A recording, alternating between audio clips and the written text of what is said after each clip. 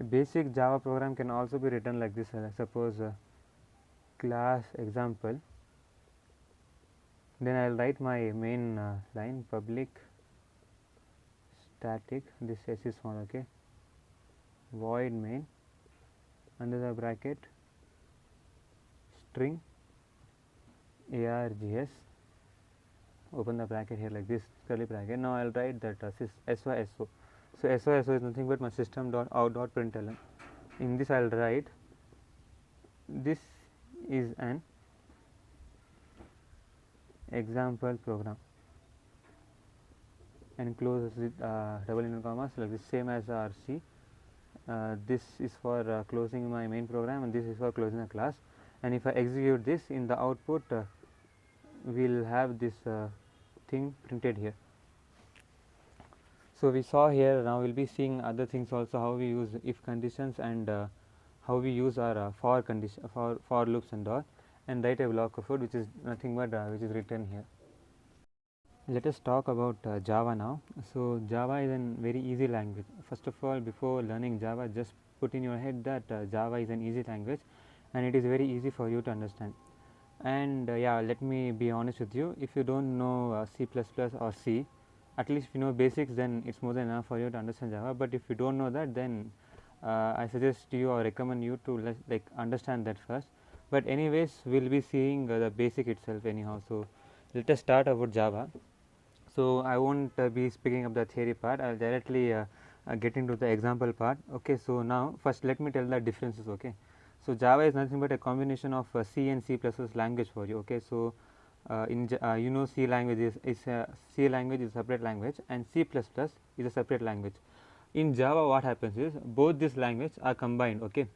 Like in C you have this C out and C in, like this some statements, and in C, only C, you have your printf and scanf. Okay. Mostly in data structure also you would have seen that. First let me write the differences. So in Java, the printf statements. Okay. So how you can write the printf statements? So printf statements can be written in this way. So this is using a printf statement. So in Java it is like this, system dot out dot println. Okay. This should be knowing if you have done any Java lab. And my scanf statement, we will talk about this later, because for scanf statement we have to write a additional code, that is our import dot java dot util and then star followed by this star. So this line should be written before starting your program after the package line. Okay. So in that we have to create util, then after I will write a scanner like this, simply scanner. So what will happen, this scanner is just a term. Okay. So from according to with the help of this scanner, if I use this term inside my program, so I can say scanner sc is equals to sc dot next new is like that. So there is one particular code for that. So that we will be seeing later. For time being, for most of the part of the Java program, we won't be needing this scanf statement. So you just don't worry about this for the time being, because it's not required. So we will be seeing how sometimes like scanf statements are not required also. You can directly print them here, or else in simple terms, let me take example. So printf, so I will say suppose my x equals to 20, right. So percentage d is 20. So okay, then I will write like this, and I simply I will write x and close. So you all know that in C, if the meaning of this, how it will be printed in the output is, so in the output will be print like 20 is 20 like this. Okay.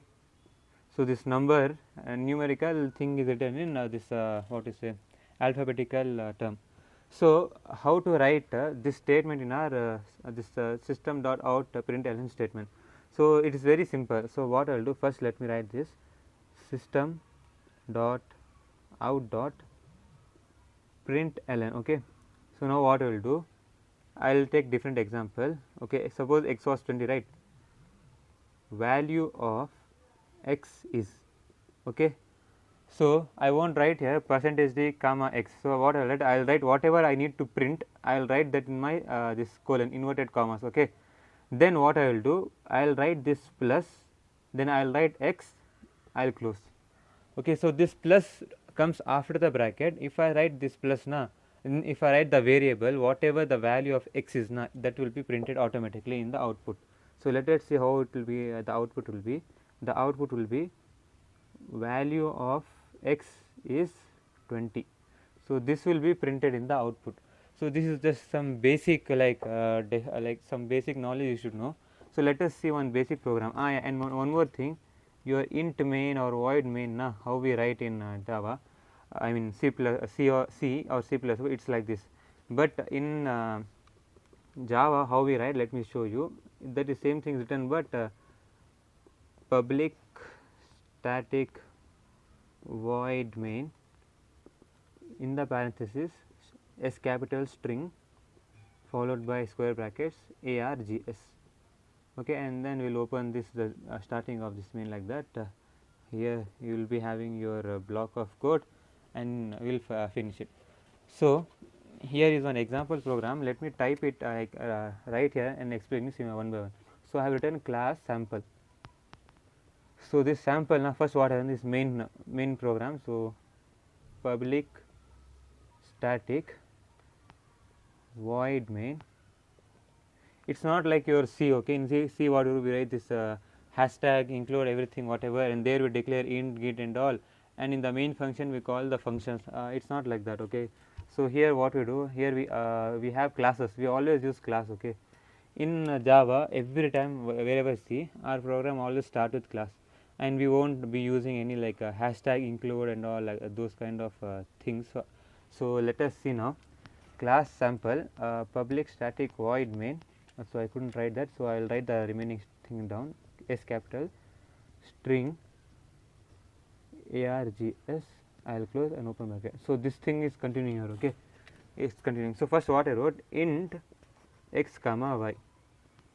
So as you can see here, this comma over here, it's there, right? This comma, that comma also I wrote it ulta. It's like this, right? So here they might ask what is this comma. So comma is nothing but used to separate variables, and this comma also can be asked in your for loops. Okay, in for loop also it can be asked. That we will discuss in further lectures. Let us not think much about that. So now what I will do, x is equals to suppose value 10. Okay, so I am declaring my value x is equals to 10 and y is equals to 20. So this part is written here. Now what I am doing, I am using if condition. If x is less than y, if my x is less than y, then what I do, so this is system dot out println. So I simply write SYSO. Okay, so usually in Visual Studio Code, that coding application, if you just type SYSO and enter tab, directly that system dot out dot println will be written for you. So just understand that SYSO means system dot out dot println.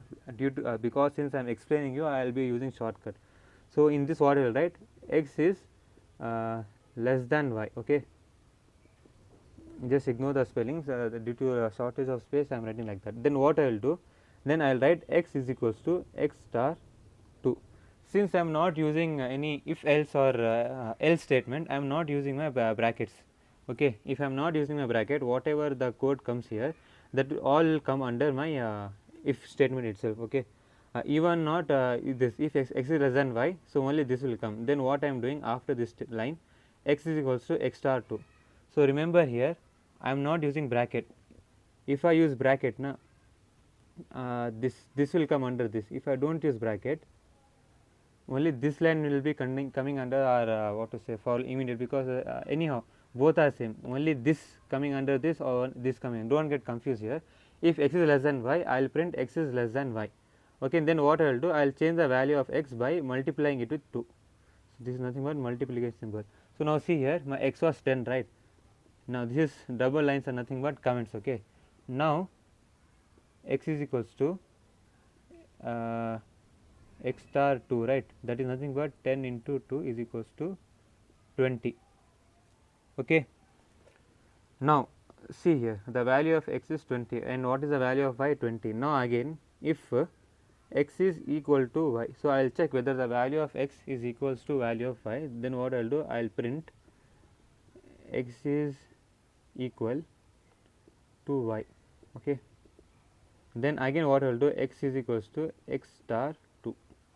Okay. So, now what will happen here, again x won't be multiplied like 10 into, so x is equals to x star 2, right. So, that is equals to 20 into 2 equals to 40. So, my x is 40 now, this is comment. Okay. Now, what I will say, if x is greater than y, then same print x is greater than y. Okay. Then that is it. I will close this main function, then I will close the class. Okay. So, every time you have to like write the code. So, make sure your main program will always come under the last class. Sometimes you might have more than one class, or you know the inheritance concept. So, from one class to another class you will be inheriting another class, a base class to a subclass. So, you can create a subclass. So, in that thing I will say. So, what will be the outputs here? It will, three things will be printed here now. All the if statements will be true here. Okay. Why? Because now see, every time from the beginning of the code. Okay. So, x initially my x was 10 and my y was 20. So, this code now see, in this condition x is less than y, it satisfies the condition. So, it will execute this. Here we did not write any break statement to come out of the program. Then here we have this if x is equal to y. Since after this condition we change the value of x into 2 times of the same value. So, from 10 it became 20. So, 20 is equals to 20, it is true, again it will execute, and again now x value is again multiplied by 2. So, from 20 it becomes twice the times of 20. So, 22 is 40. So, now x is greater than y, now it will be printing. That is why we have our output like this.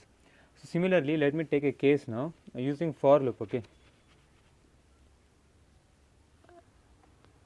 So, only I have int x. Now, what I will say, for x is equals to 0. So, I am initializing my x as 0, and then I am giving the condition x less than 10. Then I will give my incrementation x is equals to x plus, okay, let me write that properly, x here what I have taken equals to x plus 1. So, this x is equals to x plus 1 is nothing but my x plus plus. Okay. So, what I have written under this, system dot out dot s, okay, println value of x is colon, then I close my the inverted commas. So, now what happens, whatever I gave inside this inverted commas, na, that is my printing statement, what will be printed output. Suppose then I will write plus x. So, because of this statement, this will print and this will display the value of x. Now, what happens now, suppose only can we use this commas again. So, here again I can use this comma by writing plus, and then I can again put comma, and whatever I want I can fill in that. So, like that also you know. So, let us see now how this code will come. Okay. So, let me take only 5 over here, because I cannot write everything. So, value of x is, okay. So, 0, 1, 2, 3, 4. So, same thing will be repeated in this loop, and 5 times this statement will print. Okay. Suppose we do not want to print the value of x from 0 to 4. So, what should you do for that? It is very simple. So, what I will do now, I will just change here. So, here I will write, instead of x equals 0, I will write 1. Here I will not be changing, I will just add this x is less than equal to 5. So, according to this change, what will happen? It will be right 1, 2, 3, 4, 5. So, this is some basic knowledge about like how we write things in Java, small printing statements. Further, I will tell about few things. Now, what we saw here, it is nothing but a block of code. So, we can if they ask about explain a block of code, you can simply write the class main function, use a for loop.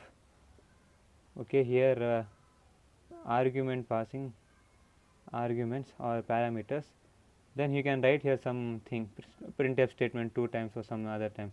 Okay, so then here you can give some if condition also and close it.